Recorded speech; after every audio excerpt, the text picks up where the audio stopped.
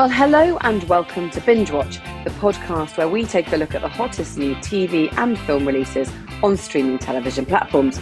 I'm Hannah Fernando, the group editor of Woman and Woman at Home magazine. And I'm Ian McEwen, writer on TV Times, TV and Satellite Week and What's on TV magazines. And today we're looking at the new releases for the week starting Friday the 15th of September 2023, including Netflix's transatlantic love story Love at First Sight and the Prime Video revenge thriller Wilderness, starring Jenna Coleman and Oliver Jackson-Cohen. We'll also be checking out Season 3 of The Morning Show on Apple TV+, and following a second promotion-chasing season for Hollywood stars Rob McElhenney and Ryan Reynolds as owners of Wrexham Football Club in Welcome to Wrexham on Disney+. But first, Ian, what is in the news? In the second season of the Disney Plus superhero comedy drama Extraordinary, Julian Barrett, yes, my favourite from The Mighty Boosh, well, he's joining the cast as power coach George, and Sir Derek Jacobi will lend his voice to a cameo role. What else is in the news, Hannah? Well, Victoria Beckham, Kim Kardashian, Stella McCartney and Hillary Clinton, all the greats, will be among the famous faces appearing in Disney Plus's documentary In Vogue about the iconic fashion magazine. The first of two depictions of relationships from very good to very bad. On Prime Video, arriving on Friday the 15th of September, it's a new series called Wilderness, and here is a clip.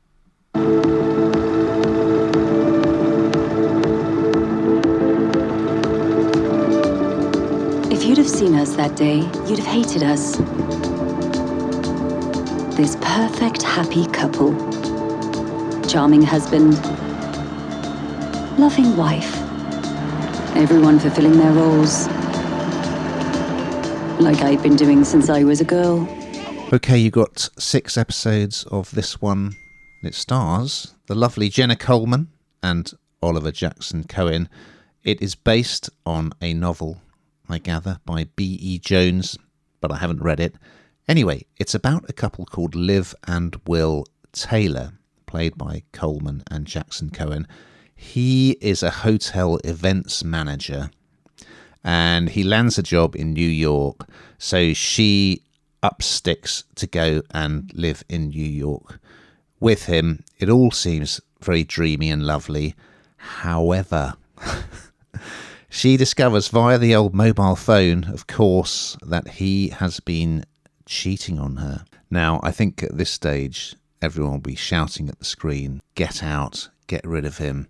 He's a wrong 'un." But apparently, she eventually succumbs to his pleading, to take him back, because he has bought tickets for the road trip of a lifetime. However, she's actually secretly planning to get her own back. It's very potboilerish, I must say this, and some of the dialogue is a bit dodge. But I think Coleman in particular and Jackson-Cohen, they do make it very believable. They're believable as a couple, and yeah, the way she responds to the infidelity and him kind of trying to keep the affair going and keep the marriage going at the same time. I mean, it's going to be interesting. I mean, this idea that she's going to take revenge in a rather cunning way. My inclination would just be get divorced, but that's just me. And obviously that wouldn't make as interesting a story. So it's not really believable, but it's certainly pretty gripping.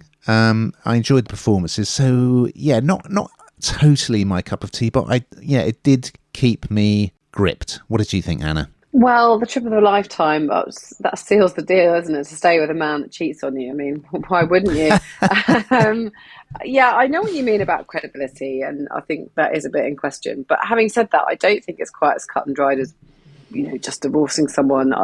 It seems like, on the surface, I think that if that happened to me, that's exactly what would happen to my life. But people don't do that. They want to do everything they can and to believe that it was a one-off, it was a mistake, they were misled, they were in a bad place or what have you.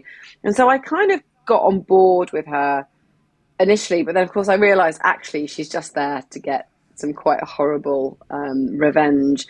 And of course that's where the plot really lies, isn't it, with this? And that's when it becomes a little bit less credible and believable. But it's some good scenery.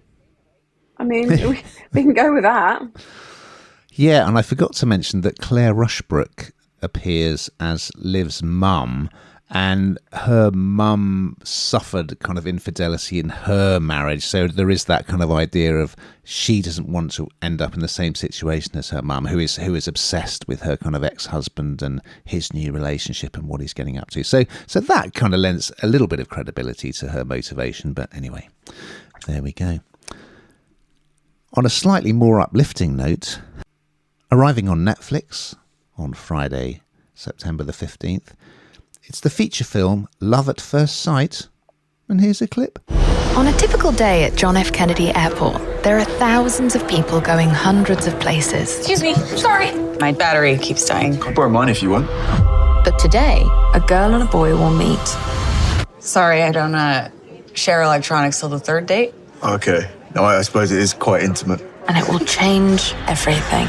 Yes, it is quite uplifting. Equally as uncredible as the last one. But bear with me, because I think if you're like me, you will like this. This is an easy view. So I watched it for a little while, and then I thought I really recognise the main character here, and it's played by it's Ben Hardy, who if you watch EastEnders, you'll know as playing Peter Beale.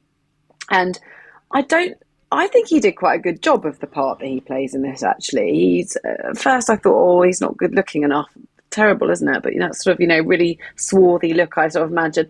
But within about 5 minutes, I was over that, and I thought he was really attractive. That's what happens in these films. I don't know. I imagined him to be really dashing, and he just kind of wasn't, but maybe he's just not my type. And they meet by chance on a flight. Guess what? They happen to be sitting next to each other. Who'd have thought that? And there they are, and they fall in love on this flight. But of course, the path of true love is not easy, as we well know. When he gives her his number, at the very same time she drops her phone, the screen cracks, and she loses his number. And can she ever find him again?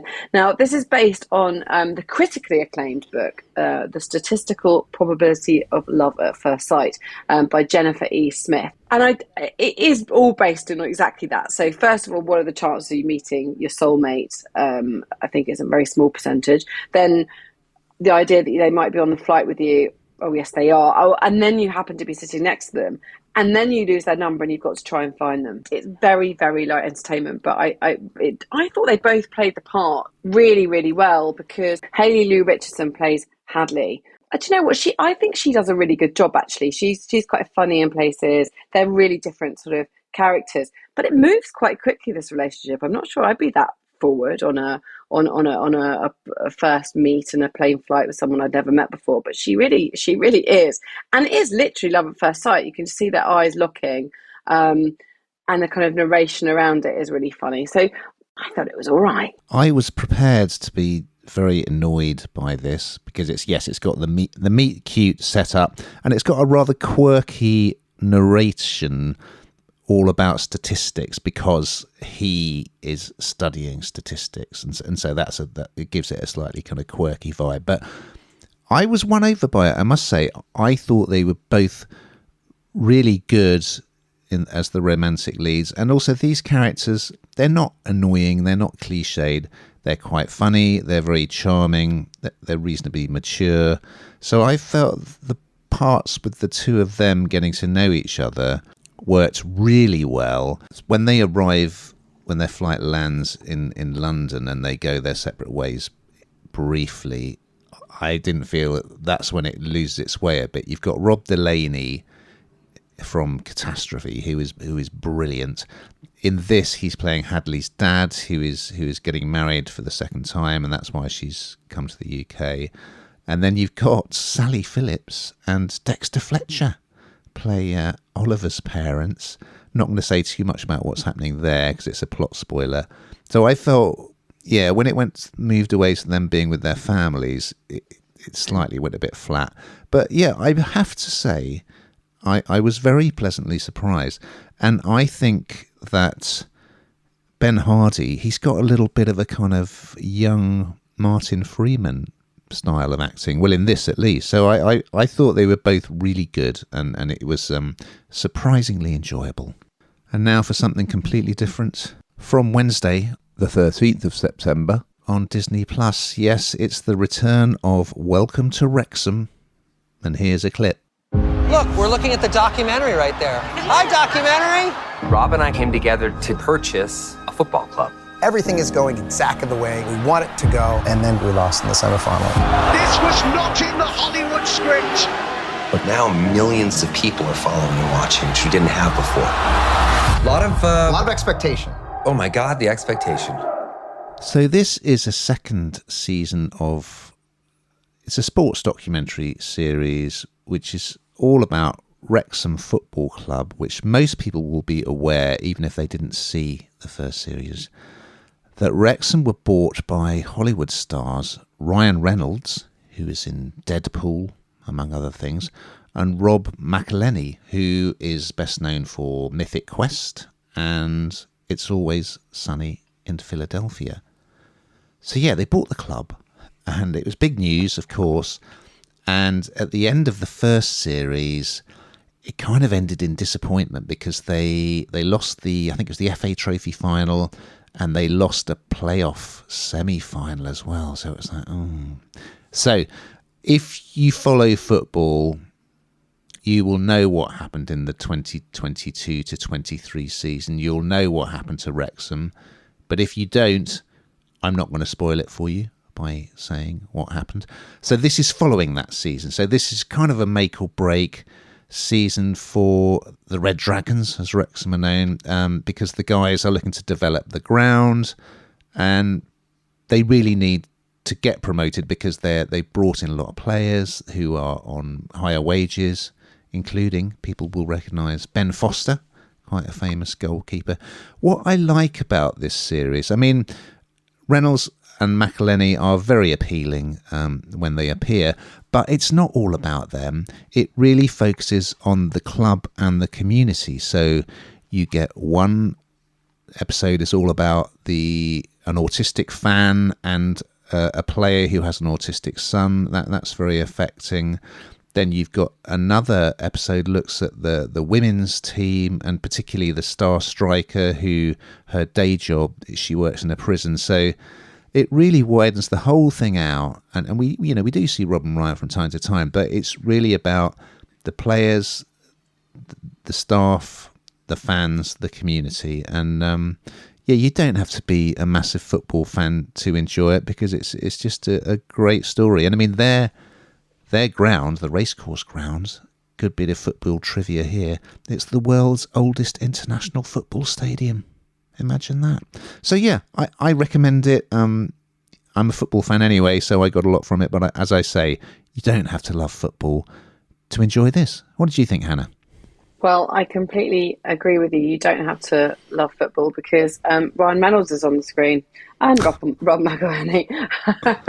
But no, you don't. You're right. I think you've got a really valid point about the fact that it's not all about them. And I think I was slightly worried about that because celebrity can be a bit all-consuming, as we well know in this industry. And it wasn't made about them. But of course, it's shone a bit of a spotlight on the club because there's huge media interest. But like you say, there's kind of meeting the autistic fan. And then there's when the Wrexham got the city status, and then you had the Royals turn up. And I think that I was reading that they had an etiquette expert to help them before they met them, which I thought was quite funny. And I always wonder, and this is sort of something it doesn't really particularly go into hugely, but how they came about buying it originally, and as much as, you know, how do you go about doing something like that? How much you have to be worth because they've upped all the salaries. They want to make it really brilliant. They're really passionate about it. But it's kind of, you'd think it's just a money pit, wouldn't you? And they didn't even realise when they bought it until they actually got in there that there was a women's team too. And that they too want to qualify and move up the ranks. And so I agree with you. You don't have to be into football. I'm not hugely into football. You don't have to be at all. It's just a really compelling story. And you want them to succeed, I think. We're going to conclude with another returning series over on Apple TV Plus, arriving on Wednesday the 13th of September.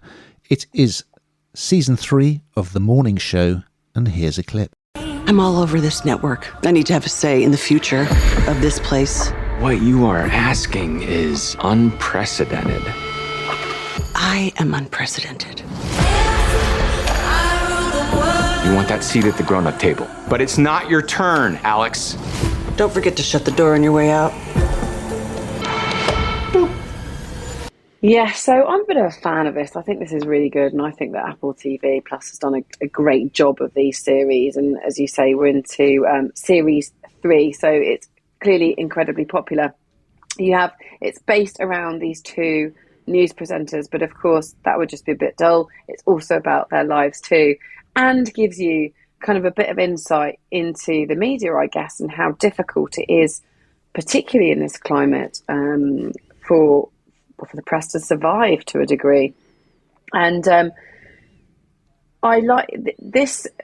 For the episode that I saw, feels very dramatic, more dramatic than past series actually. It's got some real kind of, obviously the star wattage comes from Reese Witherspoon and Jennifer Aniston, but it feels really glitzy this time, and I can't quite put my finger on why, but it just feels almost like you would be sitting in a cinema watching it almost. It's kind of quite action packed in places too. So you see that the station is needing money, it needs funding, they're struggling for money. You can kind of see some of the things going on in the background that aren't too clever as well, how duplicitous the world can be, particularly in that industry. And they do, interestingly, because start this coming out from the pandemic, and how the industry has survived and what it looks like now, which is quite different. But they also, and I don't think they've done this in the last series, they've sort of looked at some of the bigger challenges facing the world and US politics. And I think that's interesting, because I don't know where that will hit, and whether that's a good thing or a bad thing, because sometimes you need to keep entertainment away from reality to a degree, particularly things like US politics. And so, they do go near. You remember the day when the Supreme Court overturned the Roe versus Wade, and the constitutional right to an abortion, and huge headlines at the time, and they tackle it, which is, I think, quite brave, and maybe arguably divisive. But I think that from what I've seen, this is just going to go and go. It's a real.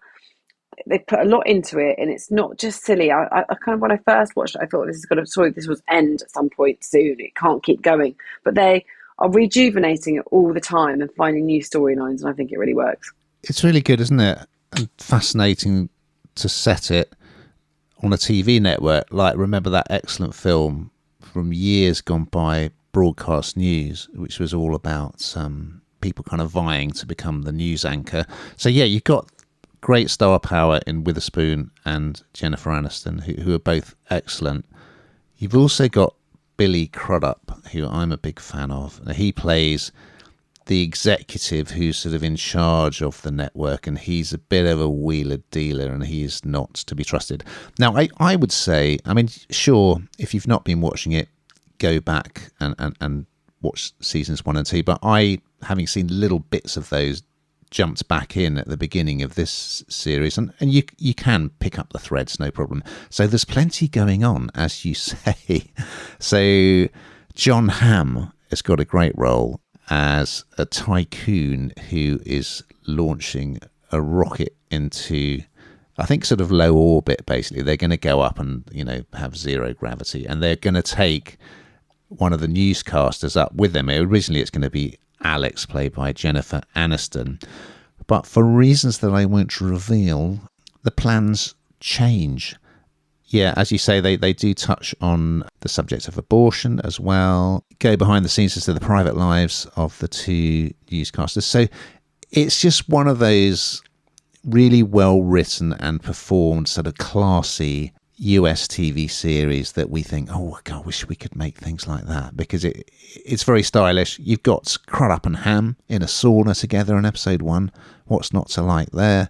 So yeah, it's just really well put together and engaging, and does tackle some serious issues as well. So Yes, if you've not caught The Morning Show, which was the big series that launched Apple TV Plus, wasn't it? It was their like flagship show, and it's obviously working and it's high quality. So yeah, check it out.